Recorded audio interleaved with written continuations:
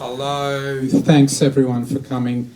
It's always a little rushed here with trying to seat everyone in time. My name is Bill Mousoulis.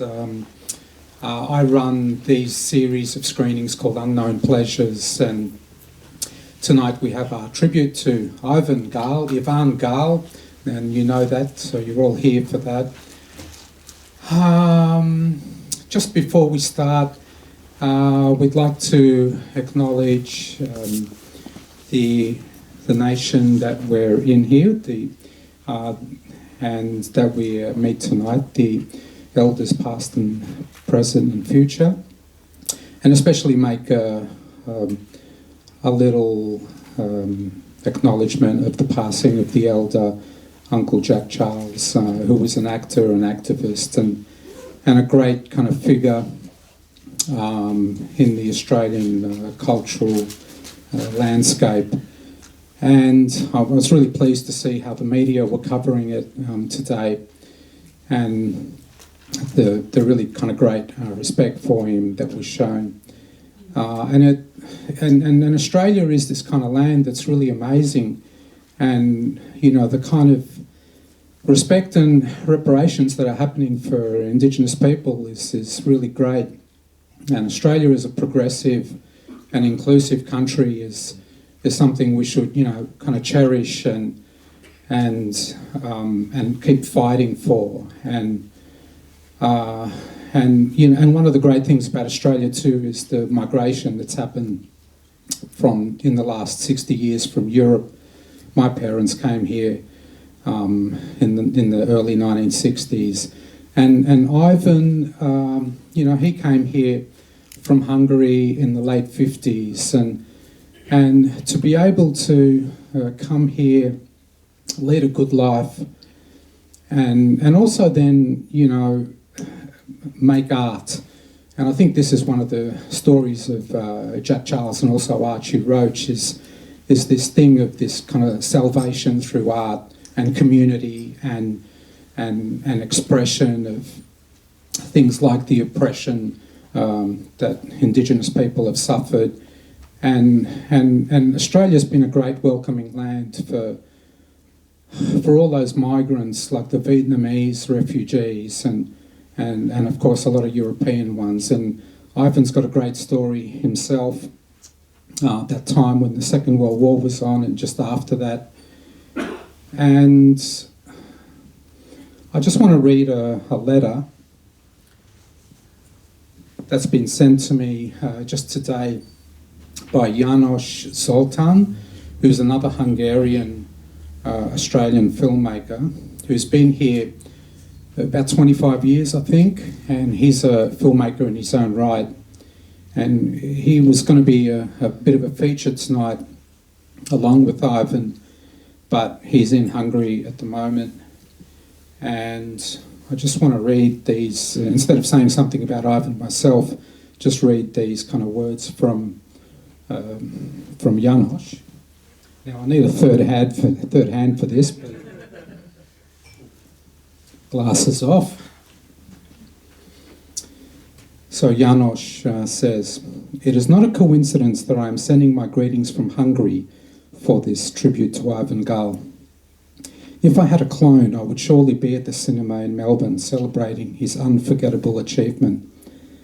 But at the moment, I'm in the city where Ivan was actually born and grew up. The colours are different, but the place has its own history. So I'm asking you, dear audience, to close your eyes for a few seconds. I'm still waiting for you to do so, please. Try to imagine all the black and white pictures that Ivan saw as a young boy in the difficult and dark communist era in Budapest in the 1950s. Stalin's communist regime flourished in the Soviet Union, and all the Eastern European satellite countries like Hungary followed the dictator's rules. The kids in Hungary even called their communist leader, Mátyás Rákosi, as like their own father. People even sang songs about the greatness of their dictators and the unbeatable communist regime. This next bit I don't quite get, but when the famous event Blood in the Water happened in the Melbourne Olympic Games in 1956. The Hungarian Revolution started to fade out and was suppressed by the Red Army in the end. That was the time when the 17-year-old boy, Ivan, left his homeland. He did not know where to go, but he followed his father's suggestion. The man with the camera arrived in Australia exactly on his 18th birthday. However, Ivan couldn't speak a word of English, but his skill and his forever curious eyes were a strong weapon at his disposal. He started to produce films with his authentic and deep criticism in his adopted country. His strongest ability came to life when he created films about the capitalist's machine of propaganda and the exclusionary society in Australia in the 60s. The documentary filmmaker was born. The man who put a mirror in front of Australian society. Ivan's films became part of this Australian history. I'm very proud to call him my adopted father in my new homeland in Australia. Ivan, if you want to come up and say a few words yourself. Do I have to? Sure.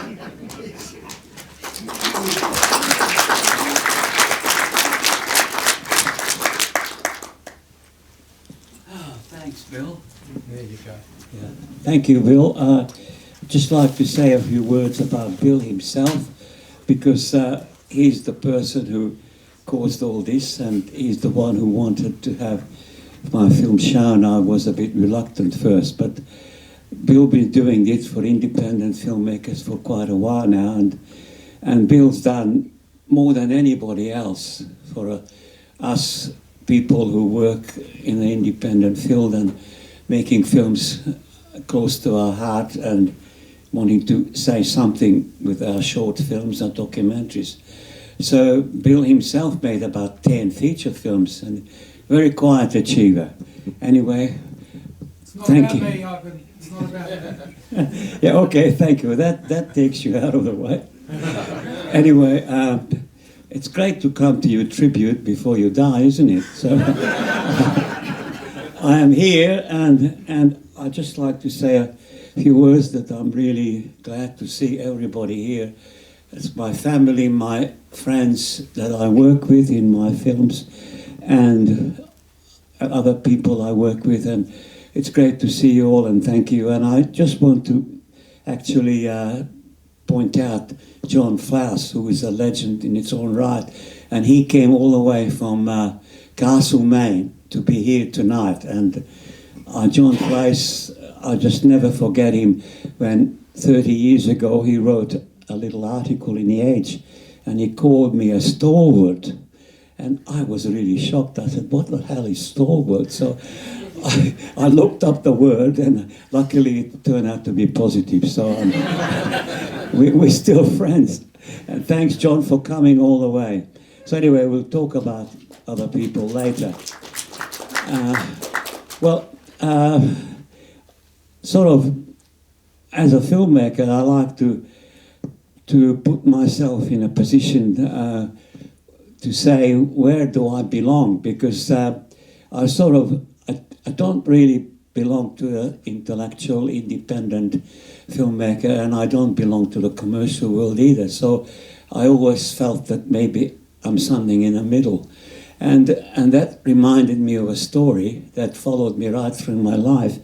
When I was 4 years old in Budapest during the war, we went to kindergarten, just like the Ukrainians do now. And one day, we're playing a game, and the teachers took us out, and they set up all the little chairs next to the wall, and covered the chairs with very rough blankets, you know, those rough blankets that the army used in the 40s. So anyway, and so one chair was missing, and that was covered with a blanket. So anyway, on the whistle, we all rushed in, everybody sat down, and I headed straight for the spot where there was no chair. Fell on my ass, everybody laughed, and everybody had a seat, but I didn't. And I sort of felt I sat between the two chairs, and somehow that little story stayed with me a lot, and that's how I feel probably with my films as well. I thought, no, you have to decide where I belong. So this one started 1970 when I had my 16mm camera, and then made the first film, and then finished it with a digital camera in 2018. So I made lots of short films and lots of useful films, so it's up to you to decide where I belong, and I hope you enjoy it. Thank you. And just to say that, you know, as soon as the films conclude, we're going to have a Q&A. It's going to be moderated by Jake Wilson from The Age, who, you know, basically he reviews a lot of mainstream films for the daily papers, but he has a really great, deep and heartfelt appreciation of experimental cinema, underground film, and more alternative kind of forms of cinema. And we thank him, Jake, for running the Q&A at the end. And yeah, so that's basically it. So we can start. Yeah.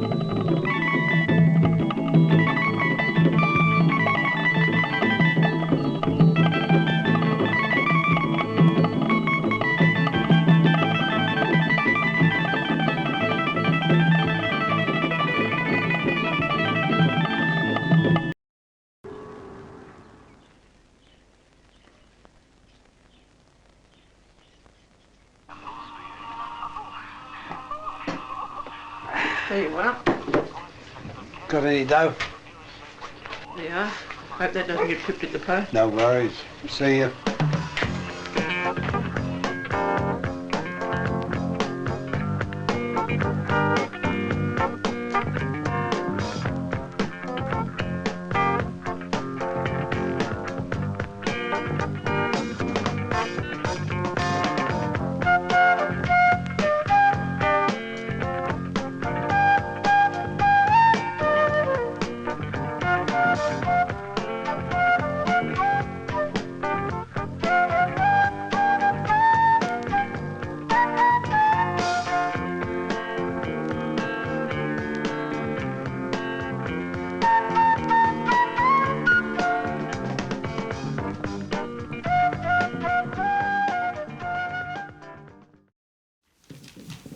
Ivan Gaal, ladies and gentlemen.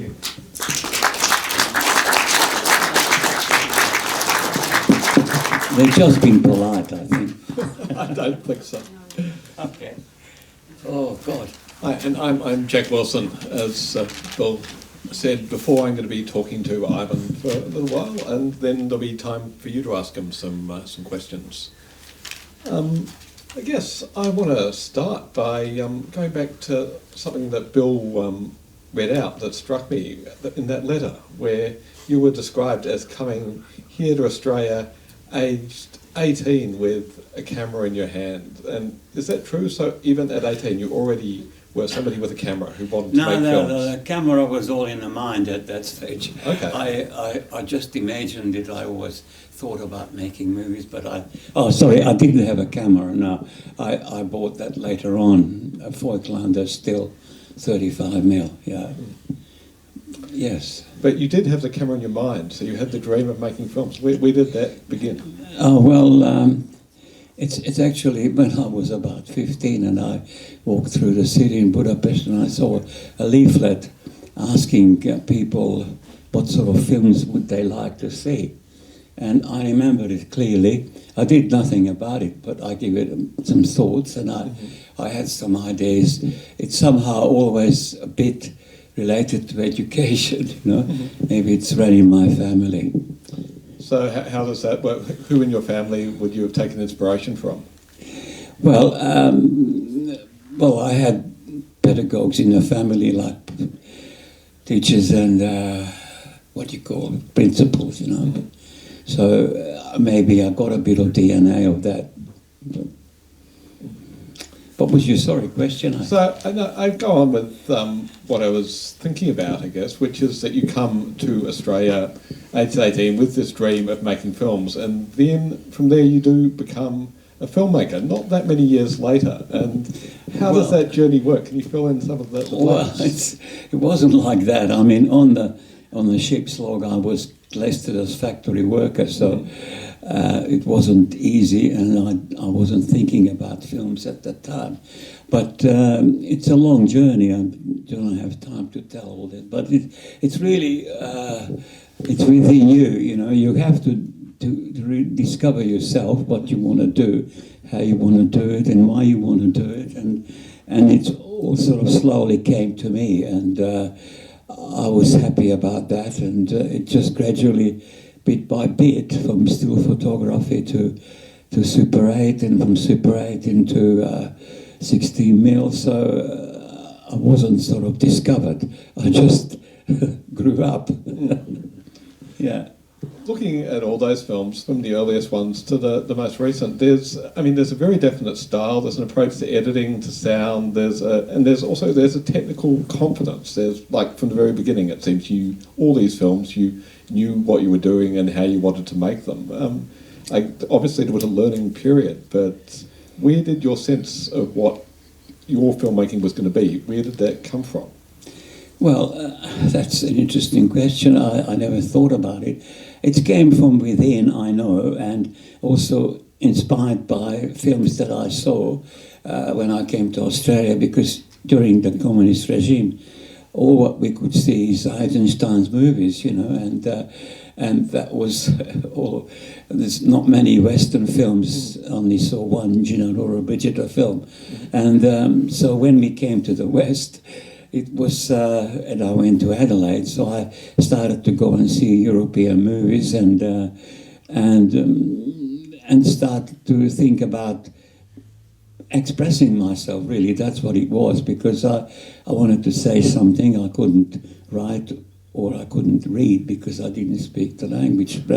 So it's really the still pictures and Super 8 cameras. So it's really came to me gradually, you know. It wasn't sort of overnight that I want to be a filmmaker. It came naturally, you know. That's all, because all the experience I've had myself as a person that I wanted to communicate through other people. I didn't want to put myself into it. I wanted to see other people, to show them experiencing to what I have gone through. So it was sort of not a direct process of making film about myself, but through other people I made my message that I wanted to say.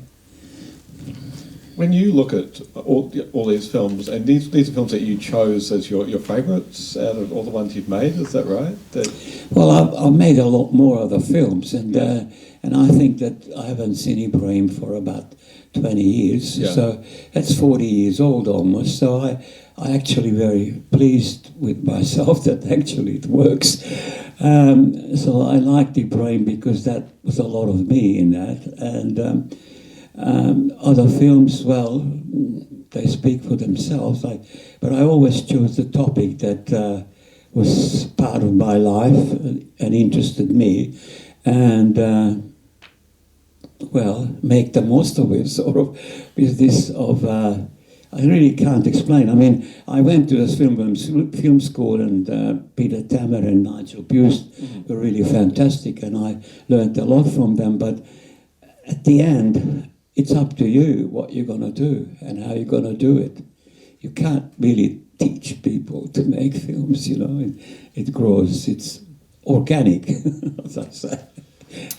Since you mentioned Ibrahim, that's a film with a lot of elements, and I guess it combines documentary elements with fiction elements. And could you just talk about the genesis of that film, where it started and how it was made? Well, it's a long story, but the Victorian Department of Education was looking for a film to celebrate the 150th anniversary of Victoria. And so at the same time I was reading Jane Watson's story about Ibrahim, and that story really got me, and I just went to the right people within the department to help me to make this film. And they had a grant, so my salary was paid for, but the rest of the budget was covered by that, and so people who help you, you know, people who are good at this, and they were all part of it. And actually, I think Diane is here from the Christian University, who was also part of the team as well, Diane Charlson. So, and I had very good cameramen, good sound recorders. So all what I had to do is just get it together, you know. And Tony Linterman, who also worked for the Department of Education, he wrote the script from the original newspaper article. Yeah.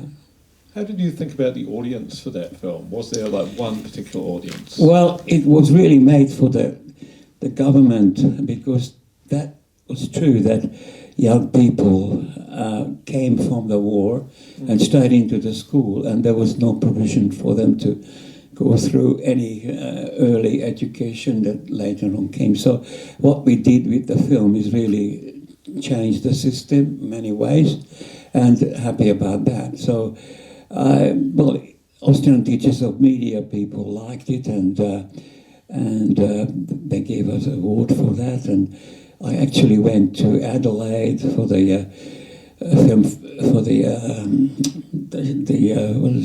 not the film festival, the alternative film festival, where we had the show. It was maybe called Frames Film. Yeah, something like, and we showed it to a full house of school kids, and they were really liked it and came to me and said thank you, and it was good. Well, it's happened, you know.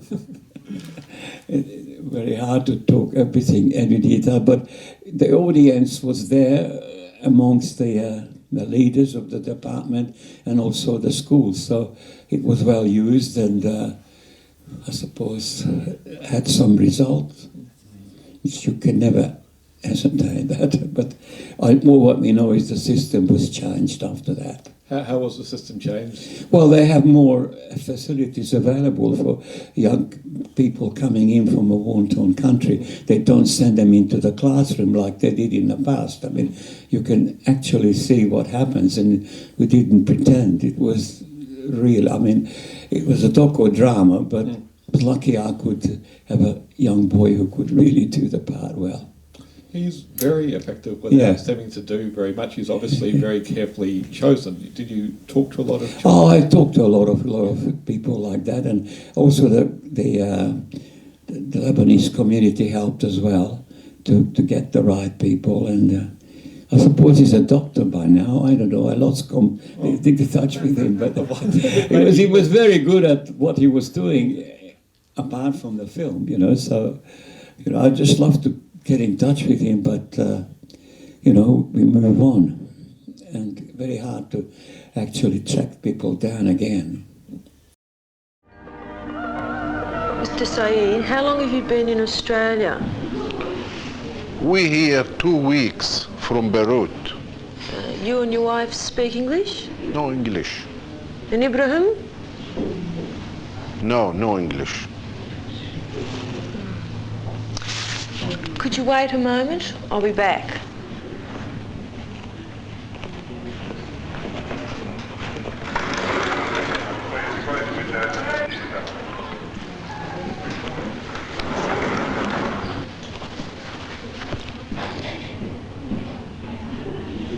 Mr. and Mrs. Saeed, this is Sophia from Lebanon. She's going to be our interpreter. I want you to explain to them that Ibrahim will have to start in normal classes, learning the same subjects as the other children. هلا إبراهيم بده يبلش بصفه ويتعلم نفس الشيء مثل بقية التلاميذ. بدي أعرف كيف ابني راح يفهم على المعلم. He said how is he going to understand English with his teachers? Tell him he'll be getting special help with English as soon as possible. قال بأقرب وقت بيجيبوا له معلمة تعلمه إنجليزي خصوصي لإله. I'm going to take Ibrahim to meet his new teacher in new class. I want you to stay here with the Saeeds, and when I come back we'll complete the enrolment. Okay? فبدها تاخده على الصف وتعرفوا على المعلم وعلى التلاميذ بصفه بس ترجع بيعبوا الطلب بالوراق. الله معك.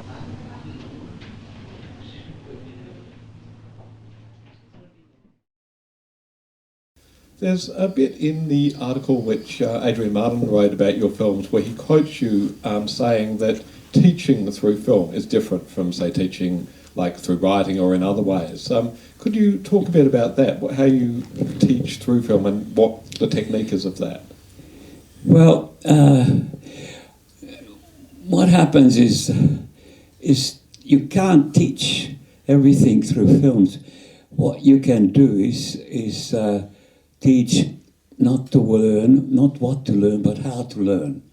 And what it means that you leave gaps in a film, or you don't have a wall-to-wall commentary, you don't explain everything, but I'm quoting John Flass here, who said that I like films that have lots of gaps in it, so I can get into it and put my mind into it and do something about something that I don't know about.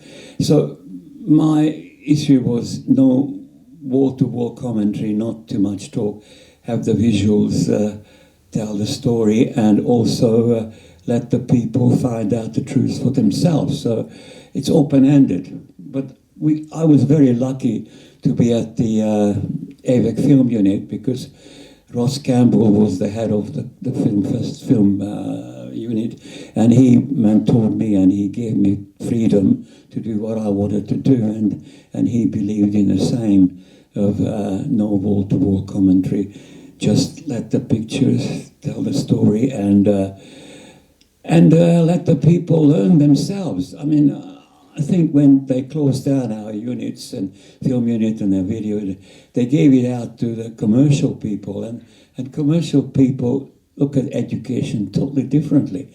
They put wall-to-wall commentary, beautiful pictures, lots of facts and figures, and it's all forgotten. You know, you've got to get inside each person's mind and soul and heart to say, yes, I should do something about this topic, or I should learn about more, not from the film, but myself.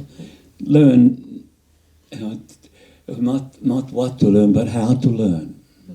Does that explain it to you roughly? Yeah. I mean, open-ended. It's not in fashion anymore.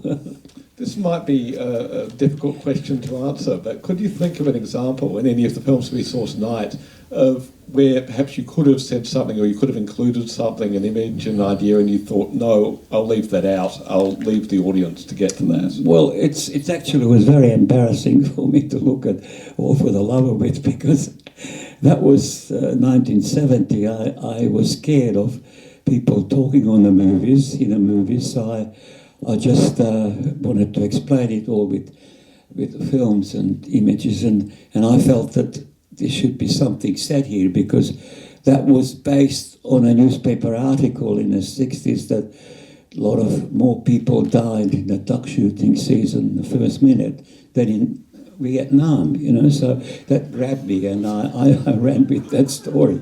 And so, you know, it's funny, but nobody else would have thought of that. But I just wanted to exercise, do an exercise with that idea, and I would have done it differently. But where I would say more, I mean, all of my films, probably The Punter, you would explain how, you know, people get sucked in about the system, and you could say it directly and openly, and then it's all killed it for me. I didn't want that. I mean, those films are 40 years old, you know. I mean, it's not only the last two that made recently. And so I feel that, yeah, I'm happy with what I've done and how I've done it. It's interesting you say that thing about Vietnam, because I'll say watching that film tonight, it did go through my mind. Is this really just a film about duck hunting, or is it about... yeah, it was about... But the end credit lost a bit. I said, this is dedicated to all the patriots who died in the first minute of the duck season, you know. But it's sort of washed out now after 50 years. Yeah, I've read it though. But I didn't work on it to fix it up, you know, because we weren't going to show it, but... Bill, it's your fault, mate. Yeah. For me, that first film, it's got this austerity and purity, and you really hold the shots, and it's really brave, especially in the first film, to hold the shots, and there's really interesting editing. It is a bit like the Eisensteinian montage with some of the shots. And, Ivan wanted me to shorten it. No, Ivan, you don't mess with history. That was what you made, and it's a great film. Thank you. Well, he sold it to me. Good for you. That word, Eisensteinian, I will say montage is a word that came into my head quite a bit watching these films. I feel like you put shots together. Yeah, well, look, that's what you learn from the editing, from Einstein's films. He was a master of editing, because Stalin didn't give him enough money to have big battlefields, you know, to spend on. So he had to rely on extreme close-ups and the cutting. So he built up the attention by doing the editing that he applied. And I suppose, you know, intuitively you pick up some of these things. And I mean, we all have a natural psychic rhythm, you know, and I used my own psychic rhythm when I'm editing. I used to edit. I'm retired now. Retired completely? No more films? No, I'm into portrait photography now. Yeah, yes. So, yes. I'm going to ask one more question because I want to know what you think, and then I'm going to open it up. But my last question is, you mentioned the guy in The Punter who wants to beat the system, and maybe the theme that I felt coming through many of these films is the relationship between, you know, an individual and the system, and a sort of maybe ambivalence towards the system, how you relate to the system, how you fit into the system. Is that something that you've spent a lot of time thinking about? Oh, not really, but I had to. Well, look, I had to assimilate, you know, and it was very hard for me to assimilate in 1957 in Adelaide, when places that I visited was like waking fright, you know, and I sort of, you know, I still my favourite film, because, you know, you I don't know, where am I going? I guess when you got to Australia and how you related to right. society. Well, I was, in a way, I mean, I admit I was a bit of a loner. I never really joined and become a mate. I always been a friend and on my own. So this issue is still bothering me. What is the difference between a mateship and a friendship? And I'm just beginning to realise there's a lot of difference. So I integrated, but not fully. You know, I'm still don't have a football team. You know, and so I don't drink beer. I mean, what else I have to do? But I like to say that Ian Lang, Where are you, Ian? Ian Lang, yeah. He's the one who said in the film Jubilee and Beyond, it's better to have a queen than a can of beer on our flag. So Ian was actually part of the debating team. Wow. Can you stand up? Yeah. He was one of the kids. It's a good line. Who were, and because of that filming on that day, he was so impressed that he said, that's what I want to do. I want to be a filmmaker. And he has become a filmmaker. So I converted one person anyway. That's good. I retract the line, Ivan. Yeah. I didn't vote for the Queen. No, you didn't. And I don't vote for the current one. I'm sorry I left you on the board on the cutting room floor because you look good and I only used your voice. Terrible.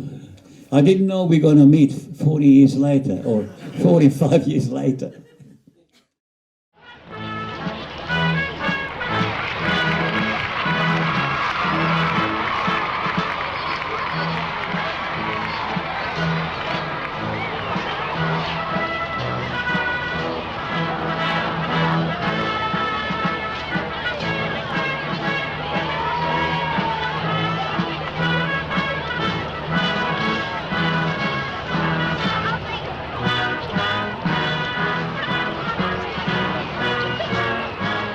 People need a monarchy too much. Oh yes, but not part of the parliamentary system. The monarchy would provide a check, a balance, a safeguard. It's used with the greatest amount of insight and clarity and impartiality into the situation. Do you believe that they do represent impartiality? Yes, because they haven't got a vested interest. How is the monarchy going to affect Australia and Australian attitudes in the future? To become a republic, we would necessarily have to have constitutional change. And this would involve the removal of all references in our constitution to the Crown. Before that kind of situation would even be relevant, there would have to have been a major change in Australian political attitudes. And this is where I think the whole question of the monarchy and the Republican debate is important. Yeah, it's amazing to see that he now meeting people that I had connection with 40 years ago, and we created and worked together. So it's large abused, I mean, I can mention all the Diane, Jana, and all the people that suddenly coming back to my tribute before I die. It's great, isn't it? It is But great I wanted to see ask you people. a question. What was your favourite? Let me think. I think it is Ibrahim, actually. It is? Yeah, I think so. I really like the Eclipse one.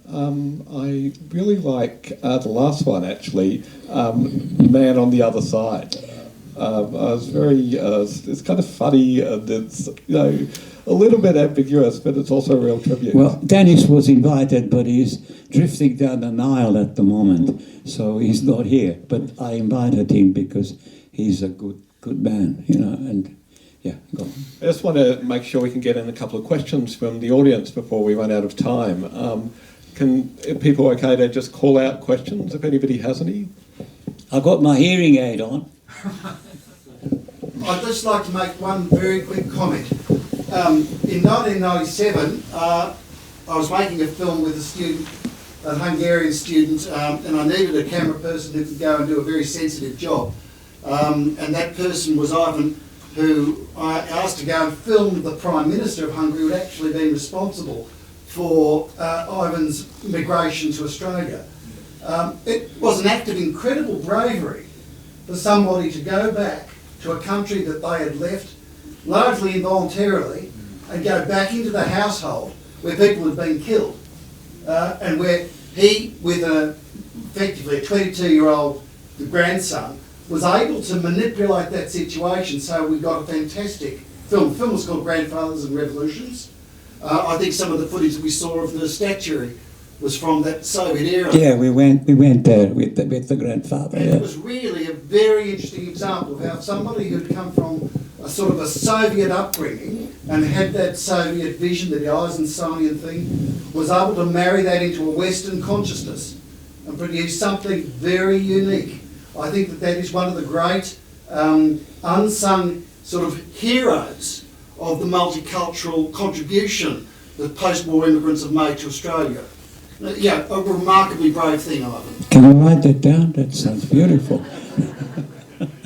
Well, we became friends with the Prime Minister. I became friends. But I didn't tell you that the first few nights I was really, really paranoid and I was very scared. I had images of secret police coming and asking me questions, but it didn't happen. So it was just my own paranoia.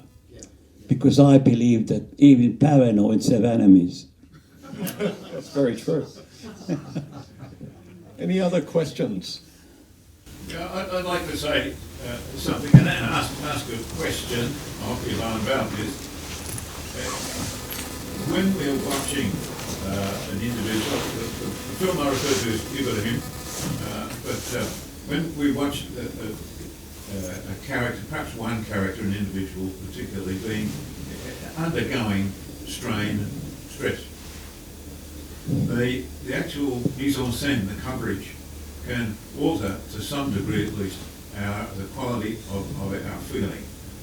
One technique involves expression, that is, expressionism, the relevant feelings that are emotions are on the screen and they flow, the flow is from the screen to the individual viewer. But there's another kind then after that's sympathy. There's another process though, empathy, and that's where the emotional flow is from the viewer to the character or characters on the screen. Now, what I found with Ibrahim was that I was so often watching what the situation was in and could see by his behaviour what his feeling would be. I hope I was correct in what I felt. But that all of that was, for me, a kind of sympathy. I was not sharing anything with him. I was simply in a protected place looking down on him.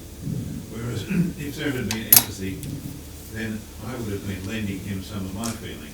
And you see, in the time that this session has been happening, I've been looking at Ibrahim. That's still, it's not the same thing as what happens when you're watching the motion picture, I know. But that there, sufficiently, I find I'm being empathetic toward that Ibrahim up there on the screen. He himself is not doing anything. He's still in that position, but he is now an object of my meditation. Yeah. So what I'm asking is, do you agree that this is a process that goes on in motion pictures? And if so, did you seek to get audiences sympathy as distinct from empathy?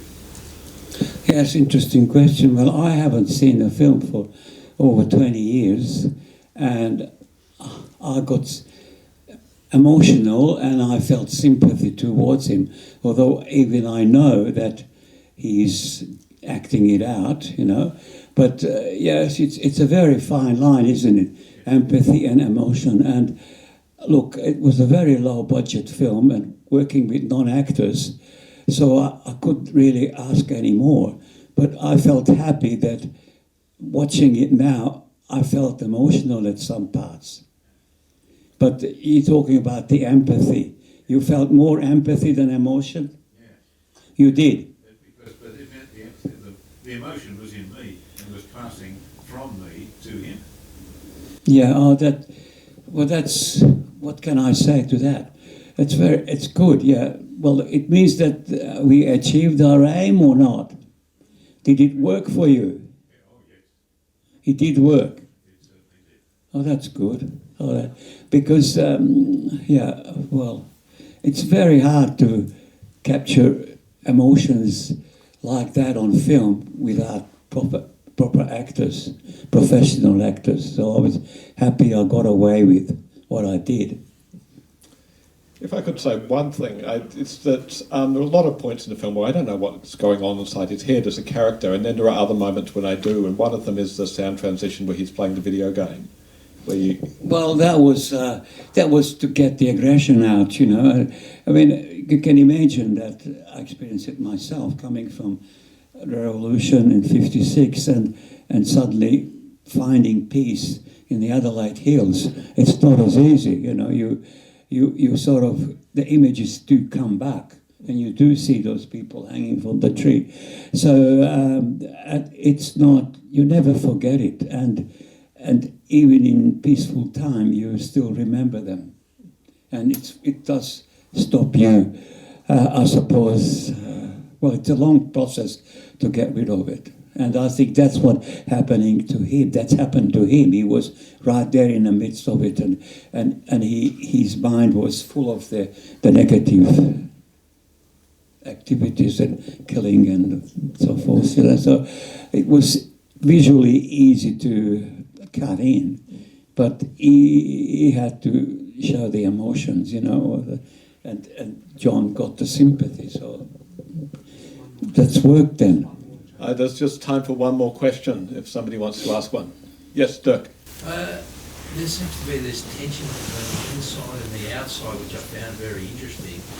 And maybe it's just a comment, but also I find it really interesting that a lot of this, you know, this insight has come from a career that has existed within the education system for a significant period of time. You know, was that, what's your reaction to that? I couldn't quite get... Being on the inside and the outside. So you're in the system in a way, Yeah. literally in the education department. Yeah. And that's what Dirk was commenting on, the feeling in the film in your films about the idea of the inside and the outside. Well, the inside people were quite, they accepted it, you know, and it wasn't banned.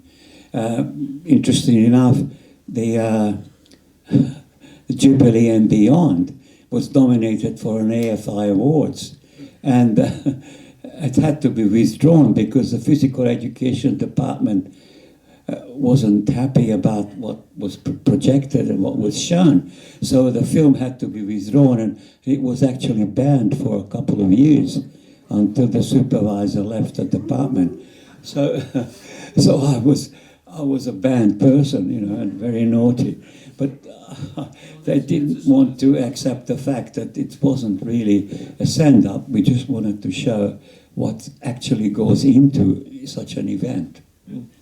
But you talked, wind this up, but you talked about being in between at the start of the screening. Sitting a chair in between. Yeah, a chair, yeah. You're in the space in between, not inside entirely or outside. So what's the question? No, I mean, you answered the question already, I think. So were you happy with the films, and you speaking on behalf of the audience? I can't speak on behalf of the audience, but I was happy with the films. Oh, good. Well, I mean, look, I just want to say that it's all happened in the past, 40 years ago. I mean, it's a long time, a lot of the things, some of them even 50 years. So I just want to say that I stayed with it, and now that the energy is not there, I'll just like to take photographs of people and portraits and compete, that's all. Compete, yeah. I got one picture hanging. I might as well massage my ego. I got one picture in the National Photographic Portrait Prize, which is the final 50 out of the 3,000 shots. So anyone wants to vote for me, you can, all right? Just look it up. It's called the National Photographic Portrait Prize 2022. The People's Choice. It's all open, folks. Vote now. That's a Vote now. good note to end on. So I'd like you to thank Ivan Gaal. Thank you.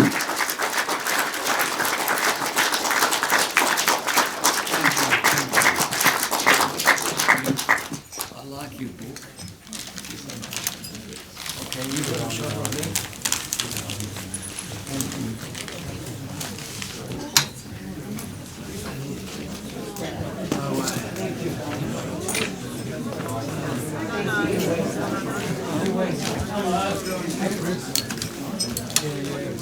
Hello.